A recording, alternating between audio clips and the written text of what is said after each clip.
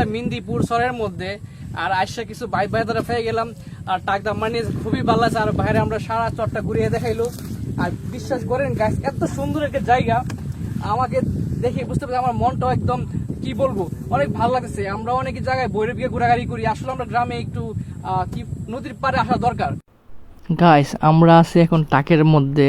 একটা ভাইকে রিকোয়েস্ট করার পরে ভাই আমাদেরকে একটু এলাকাটা একটু ঘুরে দেখাবে বলছে। আর আমরা নদীর পাড় দিয়ে হাঁটতেছিলাম, তখন ভাই আমাদের গাড়িতে উঠাইছে আর ফারহানে দাঁড়াইছিল আর যে প্রান্ত আছে। আর বিশ্বাস করেন গাইস এত সুন্দর একটি জায়গা বলার বাইরে। আপনারা যদি না যান তাহলে বুঝতে পারবেন না কত সুন্দর জায়গাটা।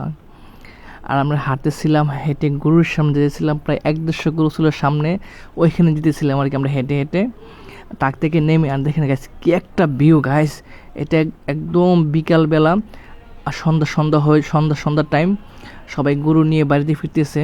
আর দেখেন এই গরুগুলা ঘাস খাইতে খাইতে একদম বাড়ির দিকে যাবে আর কি। প্রায় সকালে ছেড়ে দিয়ে যায়, সারা দিন ঘাস খাবে, সারা বিকাল ঘাস খাবে, একদম সন্ধ্যার সময় বাড়িতে যাবে।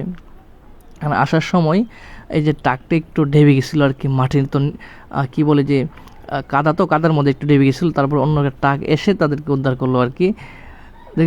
দেখতে খুবই ভালো লাগছিলো আমাদের কাছে। আর ভাইরা আমাদেরকে ঘুরাইছে, খুবই আন্তরিক। দেখেন কি একটা ভিউ গাইস। আপনারা আসেন মিন্দিপুরে, এটা হলো ভৈরব মিন্দিপুর। আসলে আপনি জায়গাটা দেখতে পারবেন কত সুন্দর একটি জায়গা।